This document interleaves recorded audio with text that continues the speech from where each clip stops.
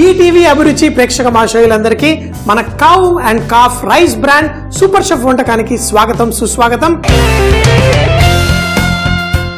మరి ఈ రోజు మన పాకశాస్త్ర గ్రంథంలో మీకోసం ఏ వంట దాగి ఉందో చూసేద్దామా?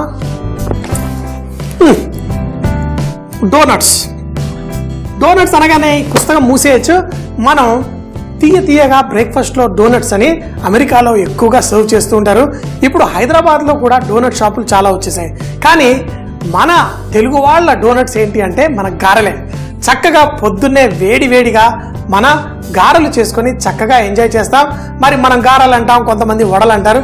ఏదైతే ఏముంది, మినప్పప్పుతో చక్కగా చేసుకునే ఈ వడల్ని చక్కగా అందులో కూరగాయలు. మరి ఈరోజు క్యాబేజ్, ఒకరోజు క్యాబేజ్ ఉప్మా చేశాను.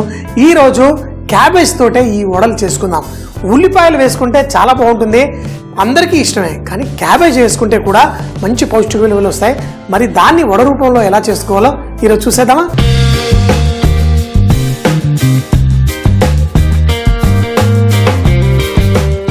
వడలు అనేసరికి మనం ఎన్నో రకాల వడలు చేసుకుంటూ ఉంటాం. అయితే మనందరికీ పొద్దున చక్కగా పండగల పూట రోజు గారెలు పెడితే ఎవరికి ఎక్కదు, రోజు ఇడ్లీ పెడితే నాకు మాత్రం ఎక్కదు. కానీ ఈ గారెలు ఎన్నో రకాలుగా చేసుకోవచ్చు. ఈ క్యాబేజ్ని సన్నగా తురిమేసుకుందాం. మనం గ్రేటర్ తురిమేసుకోవచ్చు, లేదంటే నైఫ్ తోటి కూడా మనం క్యాబేజ్ని ఇలా సన్నగా కట్ చేసేసుకొని గారెల్లో ఉల్లిపాయలు వేసుకుంటారు. కానీ ఆ ఉల్లిపాయల బదులు ఈరోజు మనం క్యాబేజ్ వేసుకుందాం. క్యాబేజ్ వాసన ఉంటుంది అని కొంతమందికి. అయితే మన గారెలు ఒక 5 నిమిషాల పాటు చక్కగా ఫ్రై అవుతే మంచి రంగు వచ్చేస్తుంది. క్యాబేజీ గారెల లోపల ఉంటుంది కాబట్టి మనకి అంత ఎక్కువగా వాసన ఏమి రాదు. క్యాబేజీ ఫ్రై చేస్తే దానికి మంచి టేస్ట్ కూడా వస్తుంది. క్యాబేజీని ఈ విధంగా చాప్ చేసుకుందాం, లేకపోతే గ్రేటర్తో తురిమేసుకుందాం ఈరోజు మనం చేసుకునే గారెలకి. కానీ దానికంటే ముందు మనం చక్కగా ఈ వడలు చేసుకోవడం కోసం మనం మినప్పప్పుని ఒక 2 గంటల పాటు చక్కగా నానబెట్టేసుకుందాం. ఇలా నానిన పప్పు కావాలంటే రాత్రి నానబెట్టి పొద్దున కూడా మనం గ్రైండ్ చేసుకోవచ్చు. కానీ ఈ పప్పు నానడానికి 2-3 గంటలు అయితే సరిపోతుంది. తర్వాత నీళ్లు లేకుండా మనం దీన్ని చక్కగా గ్రైండ్ చేసుకుందాం. చాలా మందికి ఈ గారెలు లైట్ గా ఆ మార్కెట్ లో మనం వడల షాపుల్లో వెళ్ళి తింటే ఎలా ఉంటాయి, చక్కగా ఉబ్బి లైట్ గా పర్ఫెక్ట్ గా ఉంటాయి. సో అవి రావడం కోసం మిక్సీ జార్ లో వేసి దీన్ని గ్రైండ్ చేస్తున్నప్పుడు కొంచెం ఒక గ్రైండ్ చేయగానే మళ్ళీ లైట్గా కలపాలి. మళ్ళీ ఇలా లైట్గా కలుపుకుంటూ కొంచెం మంచిగా పేస్ట్ అయ్యేంత వరకు మనం చేసి తర్వాత ఈ పిండిని బాగా లైట్గా చేసుకోవాలి. అంటే దాంట్లో గాలి నింపాలి. అది చేత్తోటి ఇలా కొడుతూ ఉంటే ఈ పిండి లైట్గా అవుతుంది. అది కూడా ఎలా చేయాలో ఈరోజు చూద్దాం. ఈ నానబెట్టిన పప్పుని చక్కగా మిక్సీలో వేసాం. అయితే ఇప్పుడు చూడండి, ఇది గట్టి ముద్దలా తయారైంది. దీంట్లో మనం ఉప్పు మసాలా అన్ని కలుపుకొని ఈ వడలు వేసినా ఆ వడలు గట్టిగా వస్తాయి. కానీ ఇదే వడలు మనకి లైట్గా కావాలి అంటే దీంట్లో కొంచెం గాలి నింపాలి. ఎంత గట్టిగా ఎలా ఉంది, లైట్గా చేయడం కోసం ఇందులో ఫస్ట్ రుచికి కొంచెం ఉప్పు, అలాగే మన క్యాబేజ్ సన్నగా గ్రేట్ చేసుకున్న క్యాబేజ్. చాలా మంది హాస్టల్లో ఉన్న వాళ్ళు ఇది హాస్టల్ కూరగాయ అంటారు. దీంతో కూర చాలా ఫాస్ట్గా చేయొచ్చు. ఇప్పుడు ఉల్లిపాయ పకోడీ బదులు క్యాబేజ్ పకోడీ చేస్తే దాని క్వాంటిటీ ఎక్కువ వస్తుంది, కళ్ళమట నీళ్ళు రావు, ఈజీగా కట్ చేసేసుకొని చక్కగా చేసేయచ్చు. దీని లోపల ఈ క్యాబేజ్ వేయగానే ఈ పిండి ఒక రకంగా లైట్గా అయిపోయినట్టే. ఇంకా దీంట్లో గాలి నింపి దీన్ని చక్కగా తయారు చేయాలి. దీంట్లో కరివేపాకు, జీలకర్ర, అలాగే అల్లం, మిరియాల పొడి కూడా వేసి చేసేసుకుందాం. ఇప్పుడు దీంట్లో జీలకర్ర, అల్లాన్ని లైట్గా చాప్ చేసుకుందాం, మిరియాలని దంచుకుందాం, కరివేపాకును కూడా చాప్ చేసి వేసేసుకుందాం. అల్లాన్ని సన్నగా కట్ చేసి మన వడల్లో వేసుకుంటే భలే టేస్టీగా ఉంటుంది.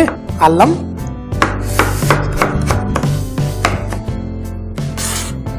అలాగే దీంట్లో కరివేపాకు.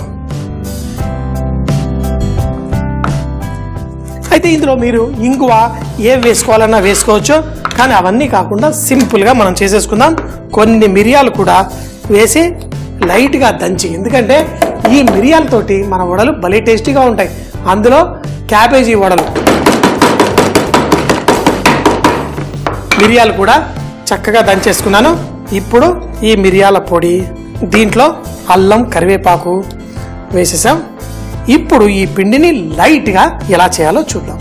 పిండి కావాలని కొంచెం గట్టిగానే గ్రైండ్ చేసుకున్నాం, ఎందుకంటే ఈ క్యాబేజ్లోని తేమ కూడా బయటకు వచ్చి ఇది వడ మిక్చర్ కొంచెం లైట్గా అవుతుంది. వడ మిక్చర్ కరెక్ట్గా చేసి ఉల్లిపాయల ముక్కలు వేసి 1 గంట పాటు పక్కన పెట్టామంటే నీరంతా వదిలేసి ఆ పిండి అనుకున్నట్టుగా రాదు.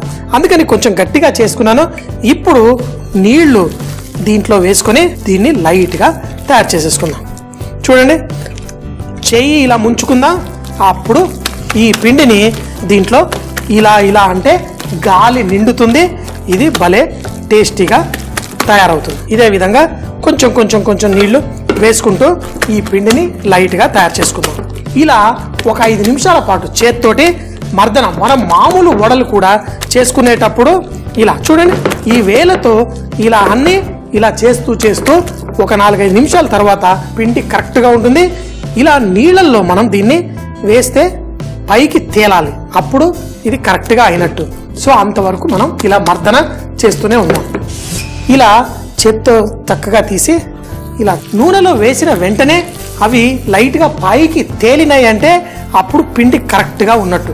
అదే కనుక మనం వేసిన తర్వాత కిందికి వెళ్ళి కూర్చొని చెక్కబద్దం చేసి తర్వాత పైకి వస్తే కాదు, అంటే వేసిన వెంటనే పైకి తేలాలి.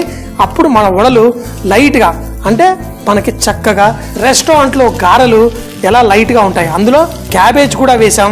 మరి క్యాబేజ్ వేసినప్పుడు వడలు చూడడానికి అందంగా లేవనుకోండి, ఇంకా ఆ తినేటప్పుడు చేసావులే క్యాబేజ్ తోటని మళ్ళీ మన అంటారు. అందుకని చెప్పేసి నేను చూపించిన విధంగా అదే కనుక వెళ్ళి పిండి గ్రైండర్లో, అంటే ఆ రాతి గ్రైండర్లో వేసి పిండి చేయించుకుంటే ఇలా గాలి నింపాల్సిన పని ఉండదు. ఆ పిండి గ్రైండ్ అయ్యేటప్పుడు ఒక చెక్క ముక్క ఉంటుంది, అది పిండిని తిప్పి వేస్తూ ఉంటుంది. వేసినప్పుడు అందులో గాలి నిండుకొని చాలా లైట్గా తయారవుతుంది.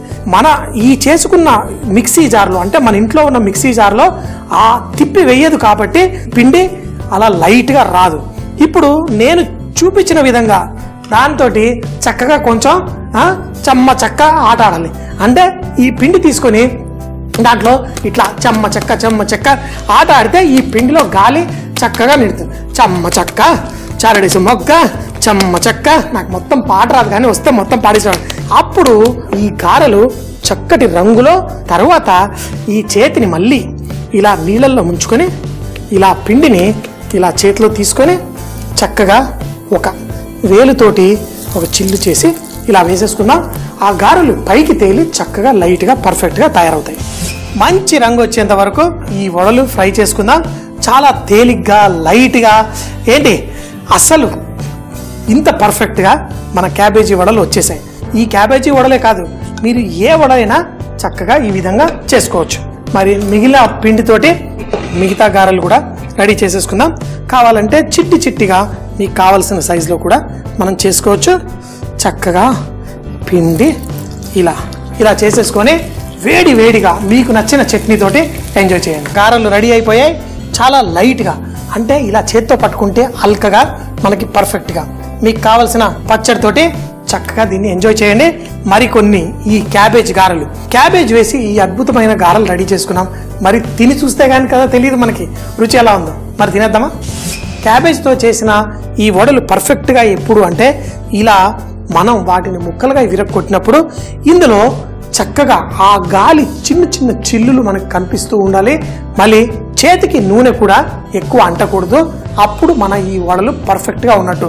సో మరి మనం చేసుకున్న ఈ క్యాబేజ్ గారెలు చక్కగా మీకు నచ్చిన చట్నీలో ముంచుకొని చక్కగా తినండి.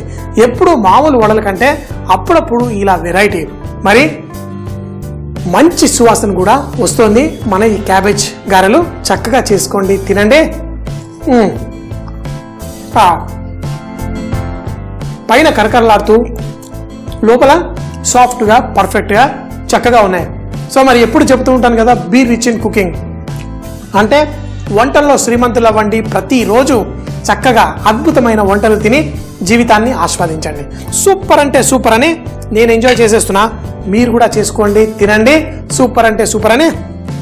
క్యాబేజ్ గారెలు తయారు చేయడానికి ముందుగా మిక్సీ జార్లో నానబెట్టుకున్న మినపప్పు వేసుకుని మెత్తగా పేస్ట్ చేసుకోవాలి. తర్వాత ఈ మిశ్రమాన్ని ఒక బౌల్లో తీసుకుని దాంట్లో ఉప్పు, క్యాబేజ్ తురుము, అలాగే జీలకర్ర, మిరియాల పొడి, అల్లము, కరివేపాకు కూడా వేసి చూపించిన విధంగా చెమ్మ చెక్క అనుకుంటూ చక్కగా బీట్ చేయాలి. గాలి నింపిన ఈ మిశ్రమాన్ని లైట్ గా పైకి నీళ్ళల్లో తేలుతున్నప్పుడు దాన్ని వడలు చూపించిన విధంగా వేసుకోవాలి. ఈ క్యాబేజ్ గారెల్ని చక్కగా మీకు నచ్చిన చట్నీతో ఎంజాయ్ చేయవచ్చు. ఒట్టి సూపర్ షెఫే కాదు, మన సూపర్ మామే కాదు, బోల్డ్ అన్ని వంటల ప్రోగ్రామ్ మన ఈటీవీ అభిరుచిలో వచ్చేవి.